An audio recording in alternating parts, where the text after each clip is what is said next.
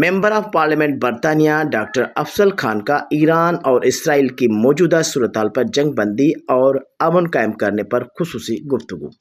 क्या कहना चाहेंगे? जिस बहुत डेंजरस सिचुएशन डेवलप हो रही है, पिछले को 2 साल से आप देख रहे हैं कि गाज़ा के अंदर जो जुल्म हो रहा था वो ख़त्म हो नहीं रहा। उसके बाद जो मुख्तलिफ एरियाज़ हैं, लेबनान पे भी है, सीरिया पे भी सिचुएशन है, यमन की तरफ भी सिचुएशन है, और फिर अब ईरान की भी हो रही है।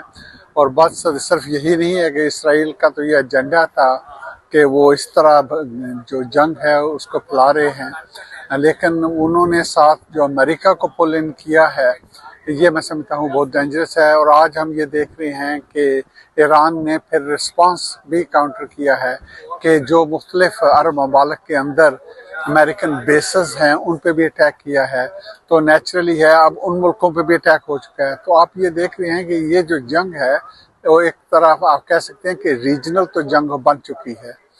ये किसी के मफाद में नहीं है। हमें जो बरतानिया की अपोजिशन है वो बहुत अच्छी है, वो कहते हैं कि डी एक्सेलरेट करना चाहिए इस जंग को ताकि अमन की तरफ चीज़ बढ़े।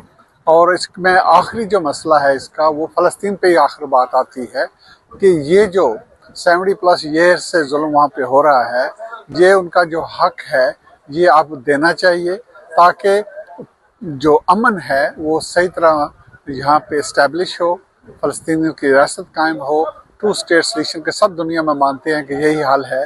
तो ये वो चीज़ है जिसकी तरफ बढ़ना चाहिए, ना कि और ममालिक को भी इसमें जंग में आए। मौजूदा सूरत हाल के मुताबिक अगर चाइना या रशिया अगर ईरान का साथ देते हैं और अगर ये मजीद बढ़ जाती है जंग, तो बरतानिया का क्या मौक़िफ़ होना चाहिए? या जैसे यहाँ पे तो आप जानते हैं कि मुख्तलिफ डाइवर्स कम्युनिटी रहती है, तो इस मामले में आपकी क्या ओपिनियन है? आई थिंक अब तक जो बरतानिया की पोजीशन है ये सही है कि इस जंग को और नहीं बढ़ना चाहिए। आपने देखा कि अब भी जब अटैक हुआ है तो बरतानिया ने इसमें किसी तरीके से भी इन्वॉल्व नहीं हुए। यूरोप में मेनली यही पोजीशन डेवलप हुई है, तो ये एक अच्छी चीज़ है। इसको हमें आगे बढ़ाना है और जो अमेरिका है उसको भी हम इन्हें डिसंगेज की तरफ लेके आना चाहिए। और मेरे ख्याल में जो रशिया है और चाइना है वो जंग के अंदर नहीं आएंगे। उनकी भी इस वक्त कोशिश यही है कि ये मिलकर काम होना चाहिए। यूएन के अंदर भी डिबेट वगैरह हुई थी यस्टरडे, तो यही वो रास्ता है जिससे ये जंग को कम किया जा सकता है। जंग का बढ़ाना ये किसी के मफाद में नहीं है, तो अमन ही सबके मफाद में है। और इसके जो सेंटर पीस है वो इजराइल है।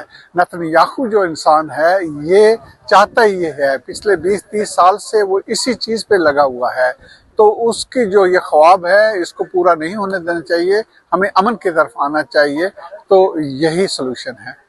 हाँ बिल्कुल, अभी हम गुफ्तगू कर रहे थे अपने बड़े ही मैं कहूँगा कि सेंसिबल और बड़े ही रिस्पॉन्सिबल हमारे जो मेंबर ऑफ पार्लियामेंट है बरतानिया के अफजल खान साहब, और इनका कहना था कि मेरा पैगाम मोहब्बत है जहाँ तक पहुँचे, और किसी भी जंग से कोई भी मसला हल नहीं किया जा सकता। तमाम मसलों का हल इफ़हाम व तफ़हीम से एक दूसरे के साथ बैठ के बात करने और नेगोशिएशन से होता है। तो आखिरी लफ्ज़ कुछ कहना चाहिए? बस जी यही है, हम सबको दुआ भी करनी चाहिए और अपनी तरफ से कोशिश भी करनी चाहिए कि अमन की तरफ जो भी आप हम काम कर सकते हैं इसी को पुश किया जाए।